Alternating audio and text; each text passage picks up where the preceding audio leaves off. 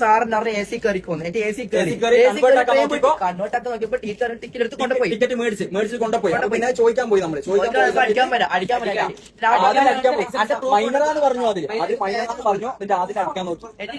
Phone കൊണ്ടുപോയി. എന്റെ അച്ഛനെ വീഡിയോ ഇട്ടോ അടിക്കാൻ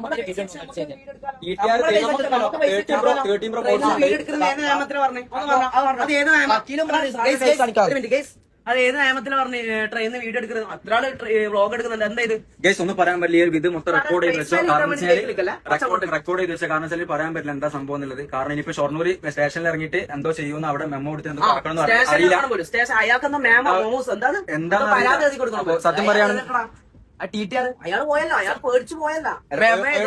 സാറിനെ കുട്ടാൻ പറ്റും. സാറ് ക്യാമറ ആക്കിട്ട് സാറ് നമ്മളെ പേടിച്ച് പോയത് കേരള പോലീസ് എല്ലാവരും മാത്രമേ ഇന്ന് മുതലുള്ളൂ. പക്ഷെ എന്താ സംഭവം എന്ന് വെച്ചാൽ ഇങ്ങനത്തെ ഒരു അനുഭവം നമുക്ക് ആദ്യമായിട്ടുണ്ട്. നമുക്ക് ഇഷ്ടംപോലെ ട്രെയിനിൽ യാത്ര ചെയ്യുന്ന ആൾക്കാരൊക്കെ തന്നെയാണ്. പക്ഷെ എന്നിരുന്നാൽ പോലും ഫൈൻ അടക്കാന്ന് പറഞ്ഞു. നമ്മൾ ടിക്കറ്റ് ഇപ്പൊ എന്താ കൈമ ടിക്കറ്റ് ഇല്ല. ഈ 30 Pro മേടിച്ചിട്ട് പറഞ്ഞ സമയത്ത് ഇപ്പൊ എന്താ പറയാ പോലീസുകാരെ കൈമ തന്നാ ഈ 30 Pro അടിക്കാൻ വന്നു. അടിക്കാൻ പോയപ്പോ വീഡിയോ എടുക്കാൻ പോയി. എന്നിട്ട് വീഡിയോ എടുക്കാൻ പറ്റില്ല. മൈനറാന്ന് പറഞ്ഞു. പറയാ പ്രൂഫ് ഉണ്ടോ തൊട്ടേന് പ്രൂഫ് ഉണ്ടോ?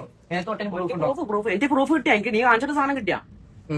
അന്റെ പ്രൂഫ് കൊണ്ടുപോയി. സാറേ മുഖം കിട്ടാൻ വേണ്ടിട്ട് ഫേമസ് ആവാൻ വേണ്ടിട്ട് വരില്ല. ഓക്കെ ഫേമസ് ആണ് അതിന്റെ അടുക്ക്. ഒന്നും പറ്റില്ല. വേഗം എടുത്ത് അവിടെ അല്ലല്ല മുഖം കാണിക്കല. അയ്യോ പോലീസുകാർ മുഖം കാണിക്കലടാ.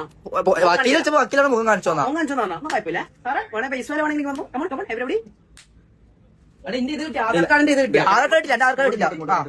ഇവിടെ വേറെ സംഭവം ഉണ്ട്. അതായത് ആധാർ കാർഡ് കൊണ്ടുപോയി.